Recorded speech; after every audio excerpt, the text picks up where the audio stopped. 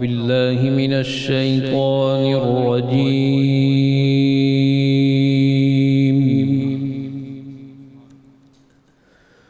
بسم الله الرحمن الرحيم.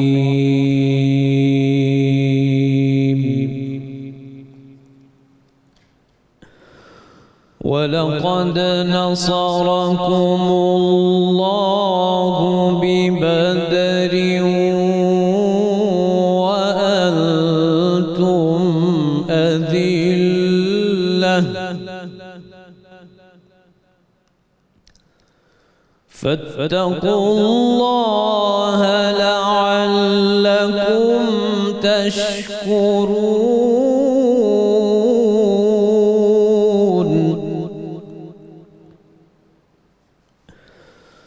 إذ تقول للمؤمنين ألن يكفيكم أن يمدكم ربكم بثلاثة آلاف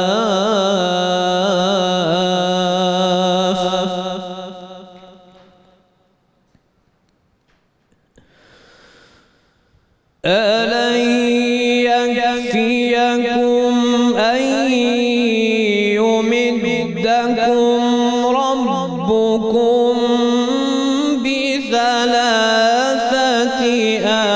آلاف من الملائكة منزلين.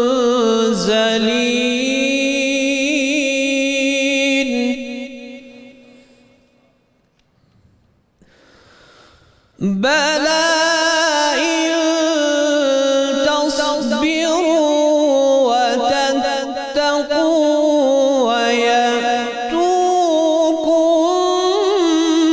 من فورهم هذا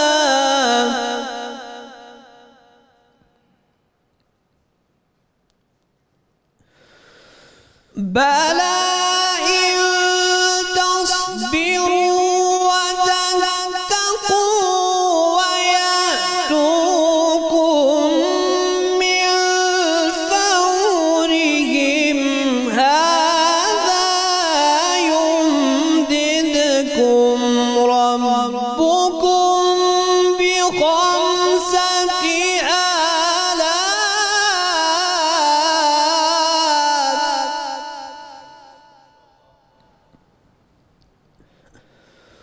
هذا يمددكم ربكم بخمسة آلاف من الملائكة مسومين. وما جعله الله إلا بشرى لكم ولتطمئن قلوبكم به وما النصر إلا من عند الله العزيز الحكيم. صدق الله العظيم. ماشاءاللہ جی ماشاءاللہ سبحان اللہ. ملک معروف قاری جناب قاری سید خالد حمید کاظمی صاحب تلاوت کلام پاک سے قلوب منور فرما رہے تھے. فضائے بدر پیدا کر فرشتے تیری نصرت کو، اتر سکتے ہیں گردوں سے قطار اندر قطار اب بھی. الحمدللہ رب العالمین والصلاة والسلام علی سید الانبیاء والمرسلین. اللہم صلی علی سیدنا و مولانا محمد وعلی آلہ واصحابہ وبارک وسلم وصلی علیہ. دنیا کے تمام دیکھنے والوں کو، تمام چاہنے والوں کو، تمام پیار کرنے والوں کو، اور جہاں جہاں تک اس وقت میری آواز کو سنا اور مجھے دیکھا جا رہا ہے، جنید اقبال کی جانب سے انتہائی محبت کے ساتھ السلام علیکم. ایک بار پھر ناظرین آپ کو رحمت رمضان کی خصوصی براہ راست شریعت میں افطار کے اس حسین سے موقع پر اور انتہائی عظیم دن کے موقع پر دل کی گہرائیوں سے میں آپ کو خوش آمدید کہتا ہوں۔ اور میں ابتدا میں ناظرین گزارش کرنا چاہتا ہوں جتنے بھی نوجوان طبقہ اس وقت ہمیں سن رہا ہے، چاہے وہ پاکستان میں ہیں یا پاکستان سے باہر رہتے ہیں، ہمارے ساتھ آج آپ لازمی انگیج رہیں، کیونکہ آج بات ایک ایسے عظیم ترین دن کے بارے میں ہونے والی ہے ناظرین، جس کے بارے میں سننا، سمجھنا، اس دن کو جاننا، اس کی اہمیت کو محسوس کرنا اور یہ سمجھنا کہ آگے ہمیں کرنا کیا، یہ بہت ضروری ہے کہ آج کا دن مسلمانوں کی طاقت کی پہچان ہے۔ آج کا دن مسلمانوں کے لیے ناظرین، ایمان والوں کے لیے خاص طور پہ ایمان کی شان ہے۔ آج کا دن توکلت علی اللہ کی جان ہے۔ آج کا دن مسلمانوں پر اللہ کا احسان ہے، کیونکہ آج یوم الفرقان ہے۔ یوم الفرقان ناظرین، جہاں حق اور باطل کا فرق مکمل طور پر واضح ہو چکا تھا۔ وہ دن ناظرین جب مسلمان اپنی بے سر و سامانی میں آزمائے گئے، اور وہ دن جب 313 غلاموں کے سامنے 1000 کفار لائے گئے۔ وہ دن جب چاروں طرف سے دشمنان اسلام بھرپور طاقت و قوت کے ساتھ بلائے گئے، جو اپنی طاقت پر، اپنی قوت پر بے انتہا نازا تھے، یعنی جو اپنی پوری طاقت کے ساتھ مسلمانوں کو صفحہ ہستی سے مٹانے کے لیے آئے تھے۔ وہ دن جب ناظرین ایک طرف لوہے میں ڈھکے ہوئے، طاقت اور قوت کے نشے میں بدمست، غرور و تکبر کے سمندر میں غرق 1000 قریشی سرداروں، پہلوانوں اور نامور بہادروں کا لشکر تھا، اور جو اپنی طاقت پر، اپنے جدید اسلحے پر، اپنی عیاشیوں پر بے انتہا نازا تھے، یعنی تمام تر طاقت کا اور قوت کا سامان کر کے نکلے تھے، اور دوسری طرف ناظرین، دوسری طرف صرف اور صرف محمدی دیوانے تھے۔ کیا شاندار منظر تھا ناظرین کہ ایک طرف حضرت علی رضی اللہ تعالیٰ عنہ مہاجرین کا جھنڈا لہرا رہے تھے، اور دوسری طرف حضرت سعد بن عبادہ رضی اللہ تعالیٰ عنہ انصار کا علم لے کے کھڑے ہوئے تھے۔ غریب، انتہائی غریب طبقہ ناظرین، جو کہ مکمل طور پہ یوں سمجھ لیجئے کہ مفلسی کے عالم میں تھا، وہ سرکار مدینہ صلی اللہ علیہ وآلہ وسلم پر اپنا سب کچھ قربان کرنے کو تیار تھا۔ عجیب و غریب منظرنامہ تھا ناظرین کہ چشم فلک نے اس سے پہلے یہ منظر نہ کبھی دیکھا تھا، نہ کبھی دیکھے گی، کہ عشق اپنے عروج پر ہے، شوق شہادت اپنے جوبن پر ہے۔ ہر صحابی رخ مصطفیٰ صلی اللہ علیہ وآلہ وسلم پر قربان ہونے کو تیار ہے، اپنا سب کچھ محبوب کے قدموں پر نچھاور کرنے کو تیار ہے۔ ہر ایک کی یہ خواہش ناظرین کہ پہلے میری باری آئے اور میں جام شہادت کو نوش کر لوں، یعنی نہ مال کی فکر ہے، نہ اسباب کی فکر ہے، نہ جان کی فکر ہے، نہ ماں باپ کی فکر ہے، نہ بیوی بچوں کی فکر ہے کہ کروں تیرے نام پہ جاں فدا، نہ بس ایک جاں دو جہاں فدا، دو جہاں سے بھی نہیں جی بھرا، کروں کیا کروڑوں جہاں نہیں۔ یعنی عالم یہ تھا ناظرین کہ تاریخ نے ایسا منظر نہ اس سے پہلے کبھی دیکھا، نہ اس سے پہلے اس کے بعد کبھی دیکھے گی، کہ تاریخ ایسی دیوانگی دیکھ رہی تھی ناظرین کہ جہاں پر صحابہ کرام رضوان اللہ تعالیٰ علیہم اجمعین اپنا سب کچھ سرکار مدینہ صلی اللہ علیہ وآلہ وسلم پر قربان کرنے کو تیار تھے۔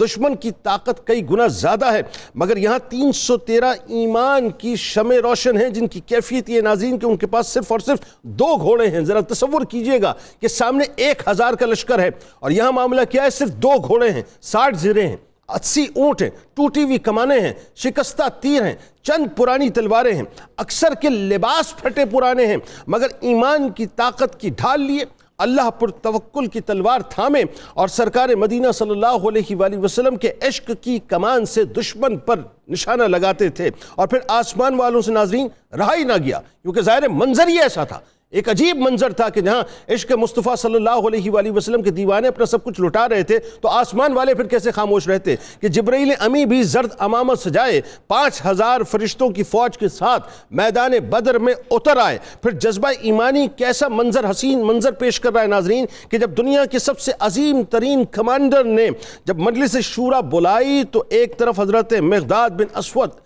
رضی اللہ تعالیٰ عنہ عشق کے سمندر میں ڈوب کر بارگاہ رسالت مآب صلی اللہ علیہ وآلہ وسلم میں بول اٹھے کہ یا رسول اللہ صلی اللہ علیہ وآلہ وسلم، ہم آپ کے حضور وہ بات نہیں کہیں گے جو حضرت موسیٰ علیہ السلام کی قوم نے کہی تھی کہ آپ اور آپ کا پروردگار دونوں جائیں اور قوم جبارین سے لڑیں، بلکہ ہم آپ کے دائیں طرف سے، آپ کے بائیں طرف سے، آپ کے آگے سے، آپ کے پیچھے سے دشمن کے ساتھ لڑیں گے۔ حضرت سعد بن معاذ رضی اللہ تعالیٰ عنہ کا عشق پکار اٹھا کہ یا رسول اللہ صلی اللہ علیہ وآلہ وسلم، اگر آپ صلی اللہ علیہ وآلہ وسلم کے ساتھ سمندر میں بھی کود جانا پڑے تو کود جائیں گے، ہمارا ایک آدمی بھی پیچھے نہ رہے گا۔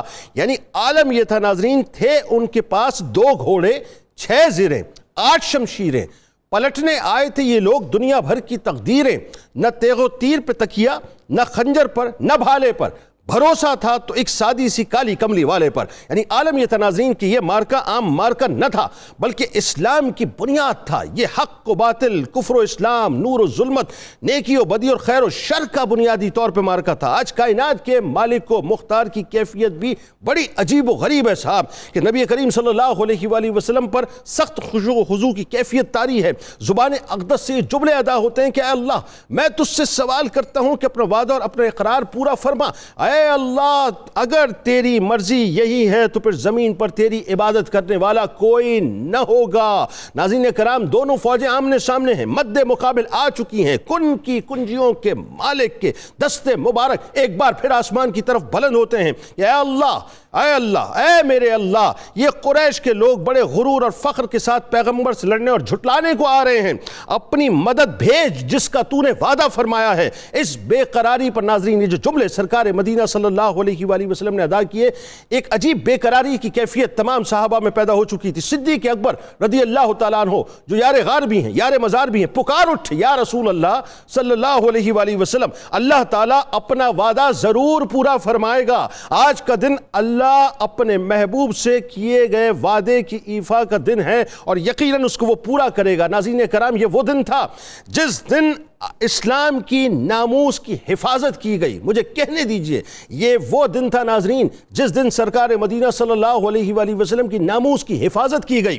یہ وہ دن تھا ناظرین جس دن صحابہ کرام رضوان اللہ تعالیٰ علیہم اجمعین اور بالخصوص صدیق اکبر رضی اللہ تعالیٰ عنہ، حضرت عبداللہ ابن مسعود رضی اللہ تعالیٰ عنہ کی ناموس کی حفاظت کا دن تھا۔ ناظرین آپ کو منظرنامہ یاد ہے کہ جس وقت سرکار مدینہ صلی اللہ علیہ وآلہ وسلم کے جسم اطہر پر اوجڑی رکھی گئی تھی، کعبے میں جس وقت سرکار علیہ السلام نماز ادا کر رہے تھے، اس وقت عبداللہ ابن مسعود رضی اللہ تعالیٰ عنہ دور سے دیکھ رہے تھے اور کچھ کر نہیں سکتے تھے، لیکن دعا کرتے تھے، قسم کھاتے تھے کاش میں ان کے خلاف کچھ کر سکوں۔ آج ان کی ناموس کا دن ہے ناظرین، ان کی ناموس کی محافظت کا دن ہے۔ آج کے دن قدرت نے اپنے محبوب کے لیے فرشتوں کو ریڈ الرٹ کیا ہے، کیونکہ نبی کریم صلی اللہ علیہ وآلہ وسلم کی ناموس ناظرین وہ ریڈ زون ہے۔ سن لیجئے مجھ سے یہ جملہ، جو آج خاموش بیٹھے ہیں نا گیل ویلڈر کی ٹویٹس کے اوپر اور سرکار علیہ السلام کی گستاخی پہ کچھ بولتے نہیں ہیں۔ وزارتیں تو مل گئی نا، حلف بھی اٹھا لیے، سب کچھ کر لیا، ساری کابینہ بن گئی ہے، کیا اب بھی زبان سے جملے نہیں نکلیں گے؟ کیا اب بھی ہمارے پاس وقت نہیں ہے؟ کیا اب بھی ہم سرکار علیہ السلام کی ناموس پہ بات نہیں کریں گے؟ کیا اب بھی ہم اپنی ایمان کی اور عشق کی جو حدت ہے اس کو باہر نہیں لائیں گے؟ کیا اب بھی ہماری زبانیں نہیں کھلیں گی؟ وزارت خارجہ کا یا دفتر خارجہ کا ایک اسٹیٹمنٹ سویڈن کے حوالے سے آ گیا، کیا ایک اسٹیٹمنٹ ناموس رسالت پہ نہیں آنا چاہیے تھا؟ آنا چاہیے تھا، لیکن بات وہ یہ، وہ عشق کی حدت کہاں سے لائے جو صحابہ میں موجود تھی؟ کیونکہ وہ یہ سمجھتے تھے اور ان کا یہ ایمان تھا کہ ناموس رسالت ہی دراصل وہ ریڈ زون ہے جس میں کسی کو داخلے کی اجازت نہیں دی جا سکتی۔ تو آج ناظرین ریڈ زون کی یوں سمجھ لیجئے کہ لکیر کھینچنے کا دن ہے کہ آج امت کے اس فرعون کو، ابو جہل کو واصل جہنم کرنے کا دن ہے جس نے سرکار مدینہ صلی اللہ علیہ وآلہ وسلم کی شان میں گستاخی کی تھی۔ آج حق اور باطل کے فرق کا دن ہے۔ آغاز کرتے ہیں۔ ہمارے ساتھ جو شخصیات تشریف فرمائیں وہ یقیناً کسی بھی تعارف کی محتاج نہیں ہیں۔ میرے بائیں جانب موجود ہیں ممتاز عالم دین محترم جناب علامہ بدر الزماں قادری صاحب، بدر ہی کی نسبت سے بدر الزماں ہیں۔ ان کے ساتھ تشریف فرما ہیں ممتاز اسکالر ہیں اور خوبصورت گفتگو کرتے ہیں محترم جناب ڈاکٹر محمد نوید اظہر صاحب موجود ہیں۔ میرے دائیں جانب موجود ہیں، آپ ہسٹورین ہیں اور کمال گفتگو کرتے ہیں، جناب پروفیسر محمد یوسف عرفان صاحب موجود ہیں، اور میرے دائیں ہی جانب موجود ہیں آپ کے ہمارے ہم سب کے انتہائی قابل احترام ممتاز شناخہ جناب محمد ریحان روفی صاحب اپنے ساتھیوں کے ساتھ۔ میرے دائیں ہی جانب موجود ہیں ماہر غذائیات محترمہ سارہ فاروقی صاحبہ، اور میرے دائیں جانب بھی آپ کا کچن موجود ہے جناب محترمہ عائشہ خالد صاحبہ بھی موجود ہیں۔ آپ تمام احباب کو السلام علیکم اور خوش آمدید۔ تو آغاز کرتے ہیں، پہلے تو آپ ذرا کچن کے بارے میں بتائیے، کیونکہ آج ظاہر ہے کچھ جذباتی قسم کی گفتگو ہونے والی ہے، آج بڑے ایموشنز عجیب ہوئے ہیں، تو پہلے ہم نے کہا ذرا یہ لائٹر موڈ پہ بات ہو جائے ساری۔ ضرور سر۔ سر آج میں بنا رہی ہوں ملائی پراٹھا رول، اس کے ساتھ میں بناؤں گی دہی پھلکی ود املی چٹنی، کھٹی میٹھی چٹنی بنائیں گے، اور ڈرنک میں ہم بنائیں گے بلو لگون موکٹیل۔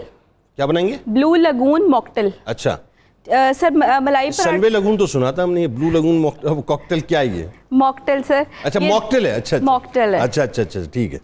सर मलाई पराठा रोल के लिए मैंने आधा किलो चिकन को हाफ कप क्रीम और हाफ कप दही, भुना हुआ ज़ीरा, धनिया, नमक और सब्ज़ मिर्च के साथ और थोड़ा सी इलायची पाउडर के साथ मैरिनेट करके रख दिया।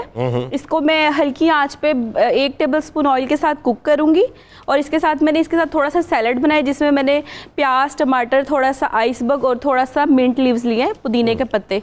पराठे बनाऊंगी। पराठे के लिए आप फ्रोज़न भी यूज़ कर सकते हैं और ख़ुद भी बना सकते हैं। जो घर में हम आम आटा यूज़ करें या उसका बना सकते हैं या आप मैदे के बना सकते हैं। और इसके साथ मैं बनाऊंगी गार्लिक मायो। गार्लिक मायो के लिए मैंने 1 कप जो है वो मायोनीज़ लिया, उसमें 1 टीस्पून गार्लिक डालूंगी, थोड़ा सा सॉल्ट पेपर डालूंगी, चिकन को धुएँ का जो है वो दम दूंगी और उसके बाद इसको इस सैलड और पराठे के साथ रैप कर दूंगी। तो ये हमारा हो जाएगा मलाई पराठा रोल। सर जो दूसरी रेसिपी है दही फुल्की के लिए, मैंने फुल्कियों के लिए सबसे पहले 1 कप बेसन के अंदर आधा कप मैदा, 1 चुटकी सोडा, नमक, काली मिर्च, थोड़ी सी लाल मिर्च और भुना हुआ ज़ीरा डाल के उसको अच्छे से फेंट लिया। और अब मैं इसको फ्राई कर रही हूँ अपने ऑयल में। और दही के अंदर मैंने क्या किया कि मैंने सर दही के अंदर मैंने 1 लीटर दही ली। उसके अंदर मैंने थोड़ा सा भुना हुआ ज़ीरा, चाट मसाला, नमक, काली मिर्च और थोड़ा सा पुदीना डाल के उसको बीट करूँगी और ठंडा कर लूँगी। फुल्कियों को पानी में तकरीबन 10 से 15 मिनट के लिए भिगो दूँगी। जब वो फ्राई हो जाएंगी और इसमें मैं डालूँगी इमली की चटनी, जिसमें मैंने 1 कप इमली का पल्प, 3/4 कप शुगर, भुना हुआ ज़ीरा, नमक, मिर्च और किशमिश, उसको मैं पका रही हूँ ताकि वो अच्छी सी रेडी हो जाए। और जो मॉकटेल है हमारा, उसके लिए मैंने लिया तकरीबन 2 से 3। मॉकटेल तो हमने सुना था, मॉकटेल क्या होता है बताइए। जी सर, ये मॉकटेल, इसमें स्पेशलिटी है कि इसमें जिंजर भी जाएगा। तो वो काफ़ी सारी चीज़ों का जो हम लोग मिक्सर करेंगे ना, वो ये मॉकटेल कहलाएगा। उसके लिए मैंने 2 से 3 लीमू लिए, आधा कप पुदीना लूँगी, आधा कप नमक लूँगी, कुटी हुई अदरक है थोड़ी सी, वो मैं इसमें डालूँगी, ब्लू सिरप डालूँगी, सोडा और बर्फ़।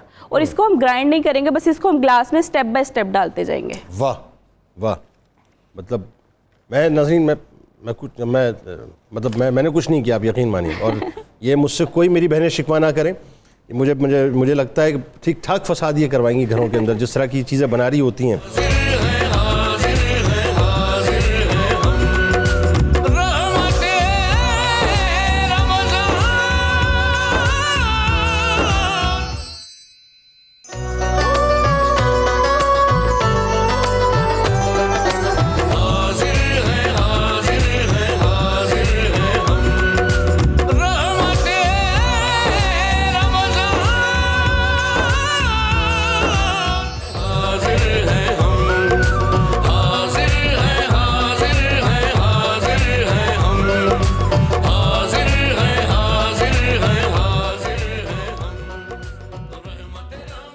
एक बार फिर नाज़रीन मैं आपको खुश आमदीद कहता हूँ। रहमत रमज़ान की खुसूसी बराह रास्त नशरियात इफ्तार का हसीन सा मौका है और हमारे साथ हमारे मेहमानान मौजूद हैं। अच्छा, जो डरपोक लोग हैं नाज़रीन, जो थोड़े से कमज़ोर हैं या जो मसलियत पसंद हैं, वो तो आज टेलीविज़न के सामने से हट जाएँ। उनका तो ये प्रोग्राम आज है ही नहीं ना। आज तो ये प्रोग्राम उन लोगों के लिए कर रहे हैं जिनके अंदर ईमान की शमा एक लौ की सूरत में मौजूद है, जल रही है। वो उसको मज़ीद फ़रोज़ा करना चाहते हैं, जो उसको मज़ीद ताबनाक करना चाहते हैं। आज ये प्रोग्राम उनके लिए, ख्याल रखिए, मसलियत पसंदों का, मफाद परस्तों का, ख़ुद गर्ज़ों का ये प्रोग्राम नहीं है। आज उनका प्रोग्राम है जो दीन के हवाले से कुछ करना चाहते हैं और दीन के लिए जो है मर मिटना चाहते हैं या उसका जज्बा अपने दिल के अंदर रखते हैं। आगाज़ करते हैं, ज़रा बताइए सबसे पहले इरफान यूसुफ साहब के ये जो ग़ज़वा बदर का पूरा मार्का है, इसके पीछे कुछ असबाब हैं, कुछ हालात हैं, क्या हुआ था, पहले ज़रा तारीख़ पस मंज़र पर लेके जाइए। बहुत बहुत शुक्रिया। ग़ज़वा बदर जो है ये आलम इस्लाम की मिसाली जंग है। ये हर दौर में एक यौमुल फ़ुरक़ान रहेगा और इसके मुख्तलिफ़ असबाब थे, मगर जिनको 2 लफ्ज़ों में ढाला जा सकता है वो ये हैं कि एक तरफ मादी क़ुव्वत थी और एक तरफ रूहानी उम्मत थी। ठीक। और ये वो मार्का है जो हज़रत आदम अलैहिस्सलाम के बाद अंबिया भेजे गए लिकुल्ल कौमिन हाद, मगर नबी मोहतरम रहमतुल लिल आलमीन ने वो काम किया कि एक उम्मत तैयार की जो अंबिया की वारिस है, दुरुस्त, और उस ईमान की वारिस है जिसकी इस्तिकामत यौमुल बदर में दिखाई गई। बिल्कुल ठीक। और इसका कमाल ये है कि जैसे कि हम पढ़ते हैं कि अल्लाह समी है, बसीर है, कादिर है। अल्लाह सुनने वाला है, अल्लाह देखने वाला है اور اللہ سب کچھ کرنے والا ہے۔ اس میں تینوں چیزیں اللہ نے قرآن میں بیان کی کہ میں مانیٹرنگ بھی کر رہا ہوں، سپروائزنگ بھی کر رہا ہوں اور ہدایات بھی دے رہا ہوں اور اپنے بندوں کا ایمان بڑھانے کے لیے معاون بھی ہوں اور 1000 فرشتوں کے تعاون کا اس طرح قرآن میں ذکر کرنا۔ یوم البدر کی تاریخ تو خود خدا لکھ رہا ہے۔ اب یہ کہ دنیاوی اعتبار سے یہ کیا تھا، اس میں ایک سیاسی پہلو تھا اور دوسرا اقتصادی تھا۔ ٹھیک ہے، سیاسی پہلو یہ تھا کہ وہ جیسے کہ ابھی حضرت علامہ کی نظم پڑھی جا رہی تھی، اس میں ایک شعر یہ بھی ہے کہ یہ مال و دولت دنیا یہ رشتہ و پیوند، یہ مال و دولت دنیا یہ رشتہ و پیوند، بتان وہم گما لا الہ الا اللہ، ہائے ہائے ہائے ہائے، کہ حسب نسب ذات پات اور اس کے ساتھ اپنی ظلم کی بالادستی اجارہ داری ٹھیک، اس کو قائم رکھنا، ٹھیک، اور اس کے لیے رزق جو ہے ایک بڑی ہی دلچسپ ہے کہ یہ لوگ مکہ جو تھا یہ انٹرنیشنل ٹریڈنگ سینٹر تھا، یہاں کا ہر شخص ہی تاجر تھا، ٹھیک ہے، حضرت نبی محترم صلی اللہ علیہ وسلم بھی تاجر تھے اور دیگر اصحاب بھی سارے تاجر تھے۔ ٹھیک، ان کے قافلے جاتے تھے رومنز کے لیے شام کی طرف، ٹھیک ہے، دوسری طرف ایران، اس طرح انڈیا کی طرف، تیسری طرف یمن کی طرف۔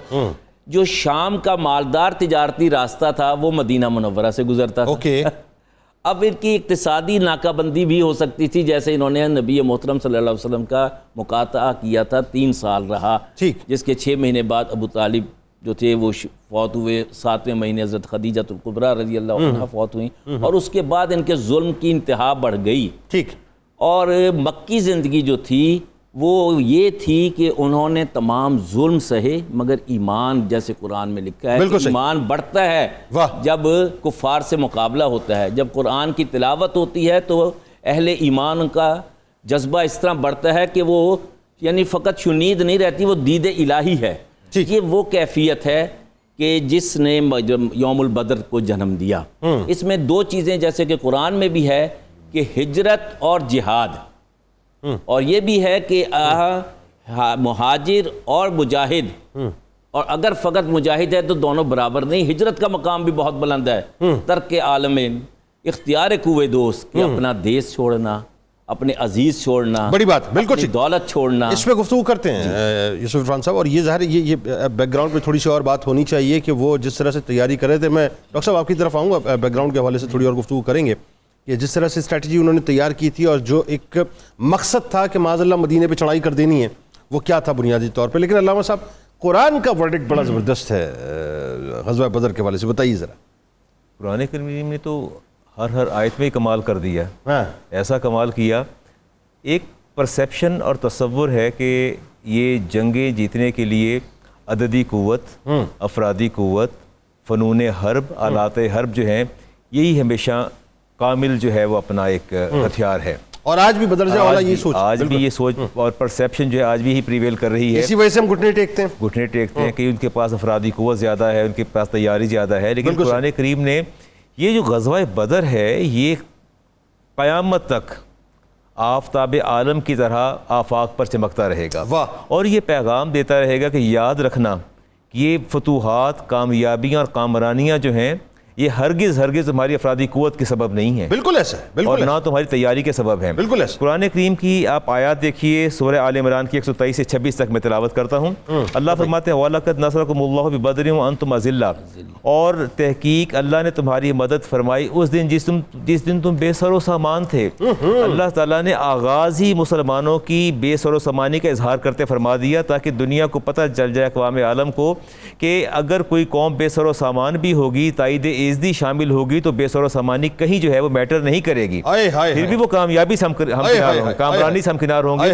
پہلی بات ہی فرما دی کہ وہ دن یاد کرو جب بدر کے روز تم بے سر و سامانی کے عالم میں تھے، فرمایا فَاتَّقُوا اللَّهَ، بس اللہ سے ڈرو، لعلکم تشکرون، تاکہ تم اس کا شکر ادا کرو۔ شکر کس بات کا ادا کرنا ہے کہ اتنی بے سر و سامانی کے باوجود تم کامیاب و کامران قرار پائے۔ پھر فرمایا استقول للمؤمنین، اے محبوب کریم علیہ السلام جب آپ مومنین سے خطاب فرما رہے تھے، الن یکفیکم، کیا تمہارے لیے کافی نہیں ہے ان یبدکم ربکم بثلاثۃ آلاف من الملائکۃ منزلین؟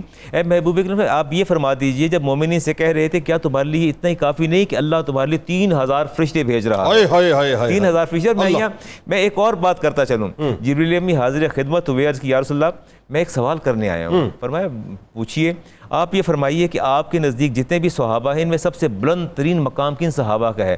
تو آپ نے فرمایا میرے نزدیک سب سے بلند مقام جو ہے وہ اصحاب بدر کا ہے. تو وہ مسکرائے کہ یا رسول اللہ میں ایک عرض کرنا چاہتا ہوں کہ آسمان پر اللہ کے جتنے فرشتے ہیں ان میں سب سے زیادہ بلند مقام جو ہے اللہ کے ان کا ہے جنہوں نے آپ کے صحابہ کے ساتھ میدان بدر میں جہاد کیا. واہ واہ. پھر اللہ فرماتے ہیں کہ ولا ہاں ان تصبروا وتتقوا، اگر تم صبر کر جاؤ اور تقوی اختیار کرو تو نتیجہ کیا نکلے گا؟ وَيَأْتُوكُم من فورہم، اور پھر اللہ لے آئے گا من فورہم ھذا یمددکم ربکم بخمسۃ آلاف من الملائکہ. پھر اللہ 3 کی جگہ 5000 فرما دے گا. اللہ اکبر. اس پہ گفتگو کرتے ہیں علامہ صاحب. یہ بڑا زبردست یہ جو قرآن کا ورڈکٹ ہے، اور یہیں آپ کو میں نے اس لیے روکا یہاں پہ کہ یہیں سے آپ نے ہمیں بتانا ہے یہ جو 5000 فرشتوں کی نصرت خاص طور پہ اللہ تعالیٰ نے بھیجی تھی وہ کیسا کرم تھا اللہ کی طرف سے. ڈاکٹر صاحب ذرا یہ بتائیے، بیک گراؤنڈ پہ بات ہو رہی تھی، یعنی وہ اس تفاخر کے ساتھ چلے تھے کہ معاذ اللہ مطلب رون کے رکھ دیں گے مدینہ پاک کو، لیکن وہ خود روند گئے، ختم ہو گئے، برباد ہو گئے. بتائیے ذرا کیا بیک گراؤنڈ تھا؟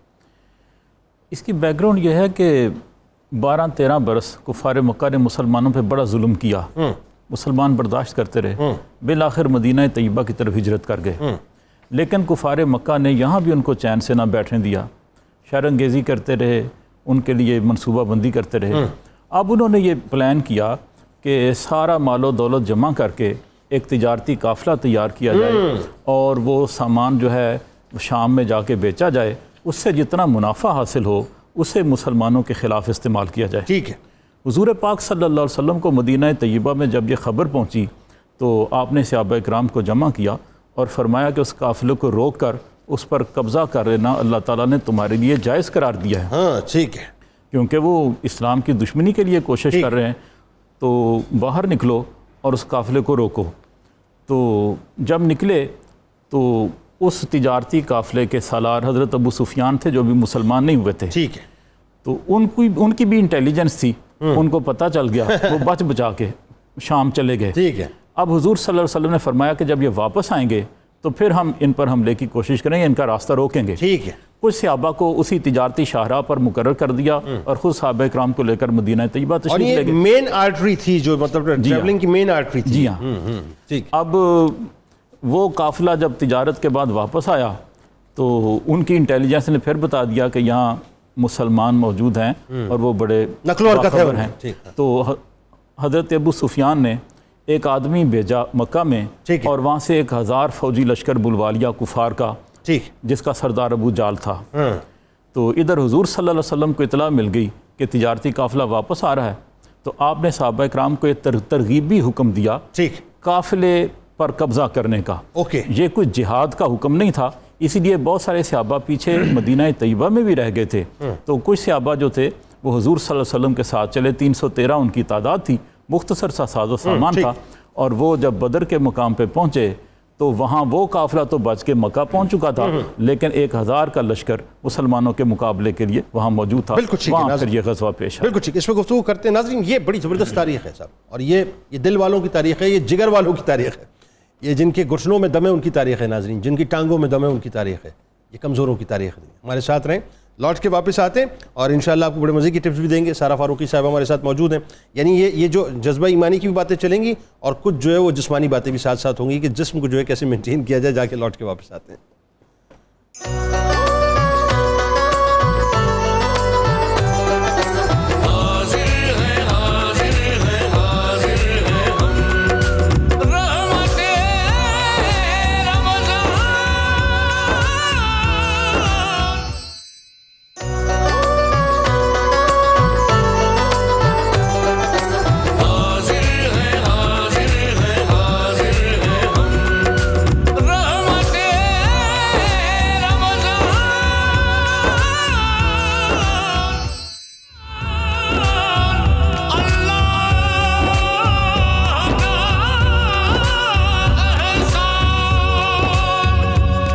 خوش آمدید خواتین و حضرات، ایک بار پھر میں حاضر خدمت، اور رحمت رمضان میں بات ہو رہی ہے آج چونکہ یوم فرقان ہے ناظرین، تو غزوہ بدر کو ذرا سنیں بھی اور سمجھیں بھی کہ غزوہ بدر کے موقع پہ کیا کچھ ہوا تھا، اور مسلمانوں نے جو اپنی دینی حمیت کا اظہار اور اپنی ایمانی قوت کا اظہار کیا تھا اس کی نظیر ملتی نہیں ناظرین۔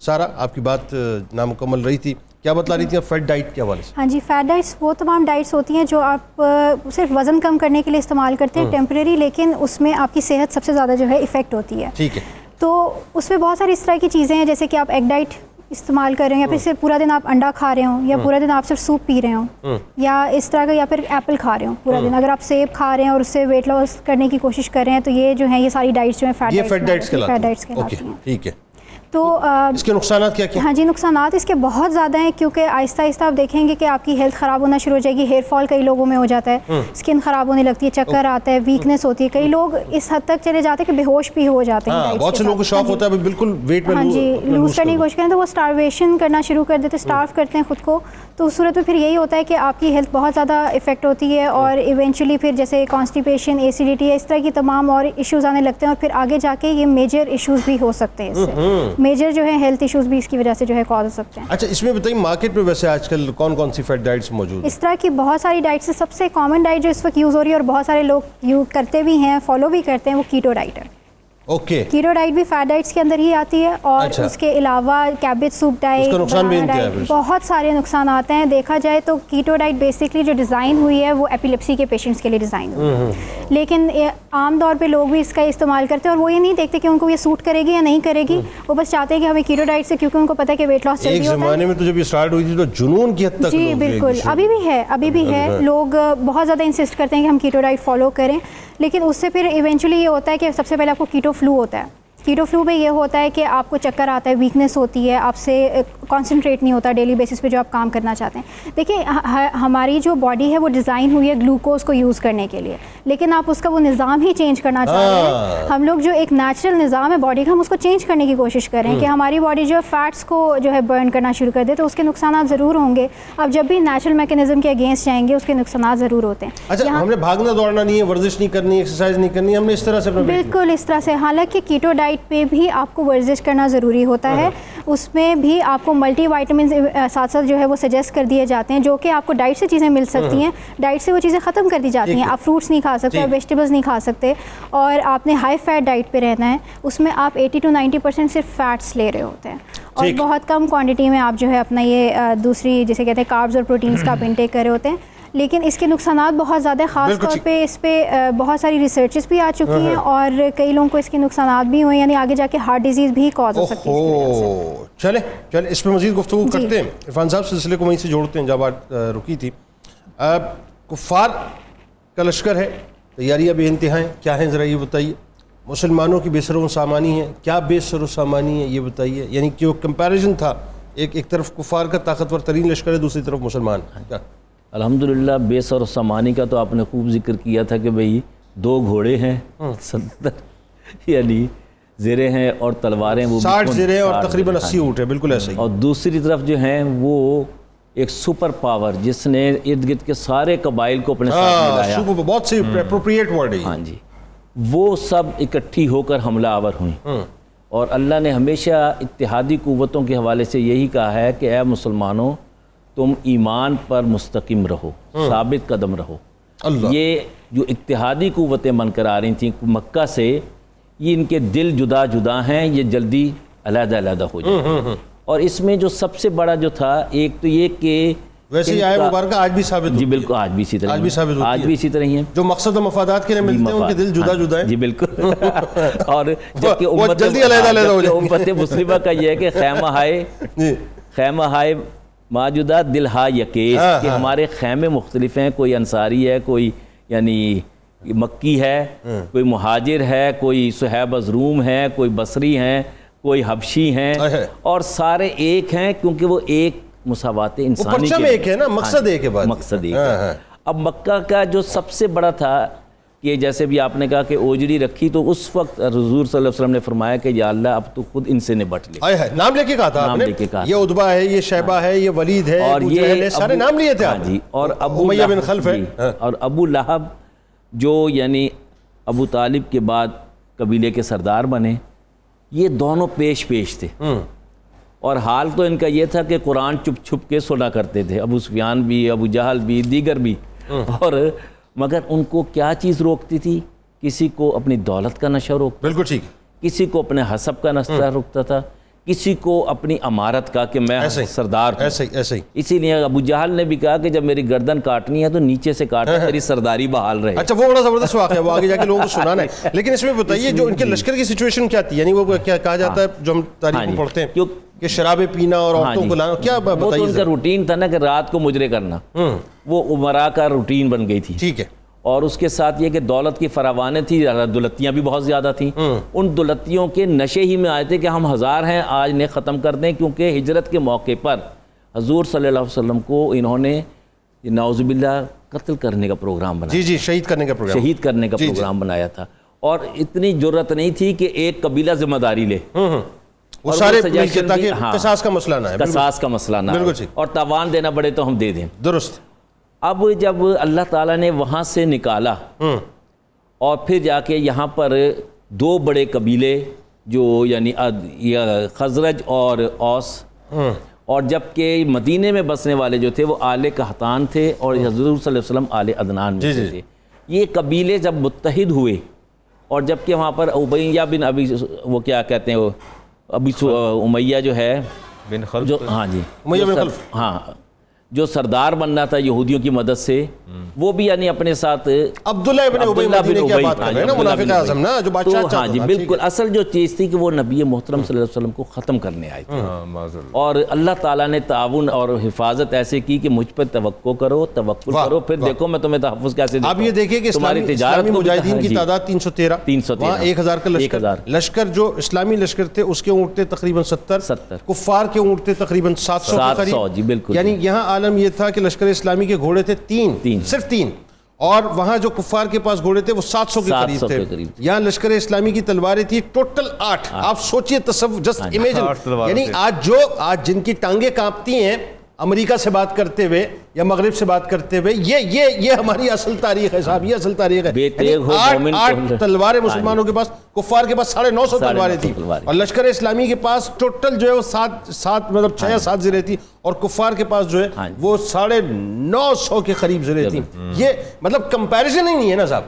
جنگیں ہمیشہ کمزور اور طاقتور میں ہوتی ہیں. واہ.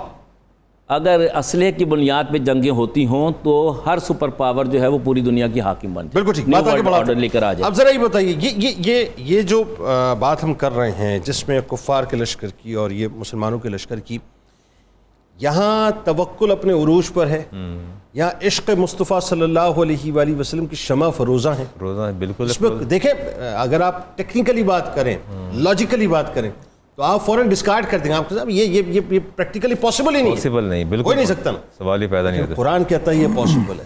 یہی تو قرآن نے بات بتائی نا کہ تمہاری افرادی قوت, تمہاری عددی قوت اور تمہارے یہ آلات جو ہے حرب, فنون حرب, یہ نہیں, ان کے پیچھے اگر کار فرما ہے تو تمہارے رب کی قوت کار فرما ہے. میں قرآن کریم کی آیات کو کنٹینیو کروں گا آگے.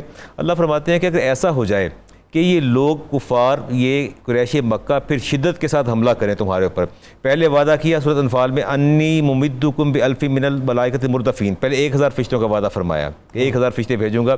پھر جب مارکا شروع ہوا تو فرمایا کہ تمہیں 3000 فرشتے ملیں گے, اور جب 3000 کے بعد فرمایا کہ ثابت قدم رہو گے اور صبر سے کام لو گے. اگر یہ دوبارہ تم پر حملہ کرتے ہیں شدت کے ساتھ, قوت کے ساتھ, اللہ فرماتے ہیں من فورہم ھذا یمددکم ربکم بخمسۃ آلاف من الملائکۃ مصومین. پھر ہم ایسے فرشتے بھیجیں گے جو نشان زدہ ہوں گے, ان کے گھوڑے نشان زدہ ہوں گے, وہ فرشتے تمہارے پاس آئیں گے, اور پھر 1000 3000 اور پھر 5000 فرشتے آئیں گے. ادھر تو 1000 کے قریب تھے نا, ان کے مقابلے 5000 فرشتے آ رہے ہیں. دیکھیے اچھا, یہ لاجک کیا ہے مجھے, ایک فرشتہ ہی کافی تھا, یعنی جبرائیل امین کا ایک پر جو ہے وہ مشرق سے لے کے مغرب تک پھیل جاتا ہے, ایک پر ہی کافی تھا. ایک ہی پر کافی تھا, 600 پر ہے جبرائیل امین. مطلب آپ آئیں تو شہر صدوم کو یوں پروں پہ اٹھائیں اور دھڑ کر کے نیچے کر دیں تو یہ آپ کے لیے تو لیکن معاملہ ہی نہیں تھا. یہ امت مصطفیٰ کو تقویت دینا مراد تھا کہ اپنے گرد و نواح میں وہ اپنی افرادی قوت کو دیکھیں کہ ان کے ساتھ ملائکہ جنگ لڑ رہے ہیں, یہ ملائکہ موجود ہیں.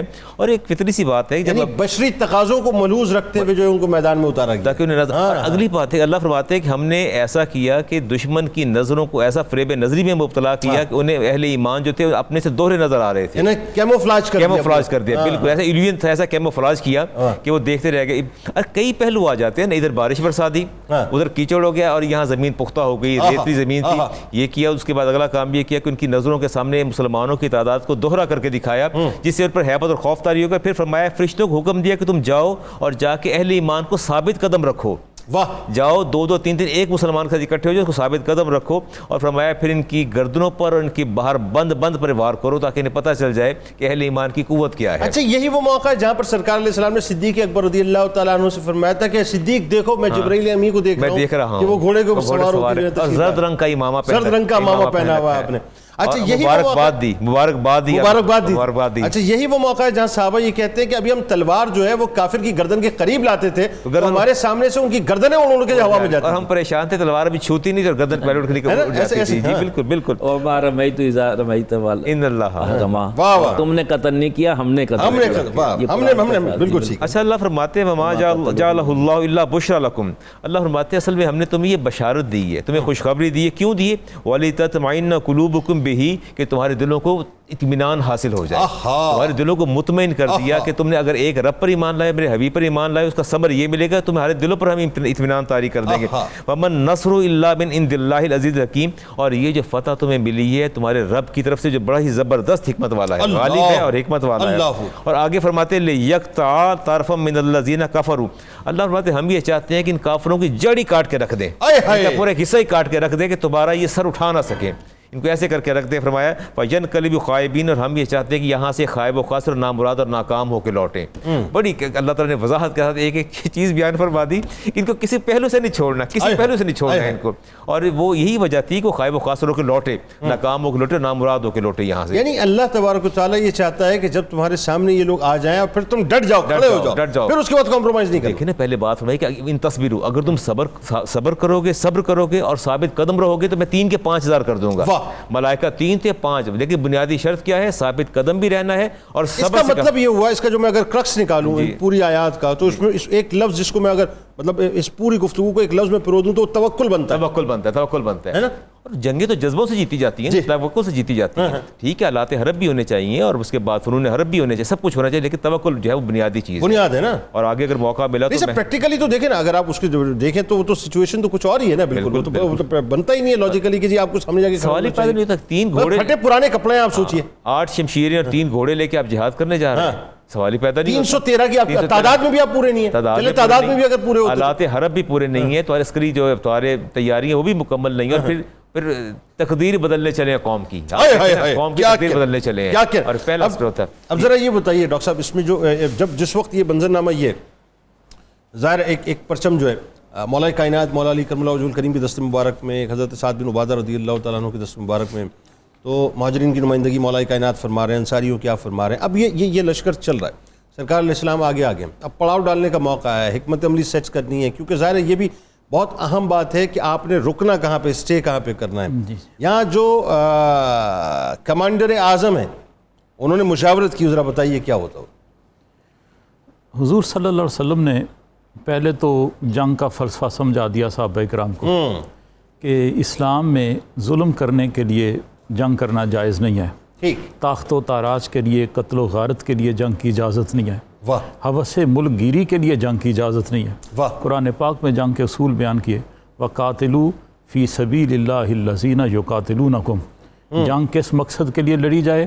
فی سبیل اللہ, اللہ کے راستے میں, اللہ کے دین کو بلند کرنے کے لیے. اور کن سے لڑی جائے؟ یقاتلونکم, جو تم سے لڑیں, پہل کی اجازت نہیں, جو لڑنا چاہتے ہیں, جو آمادہ قتل ہیں, ان سے جنگ لڑی جائے. اور اس کے بعد فرمایا کہ اس کی کچھ شرائط ہیں.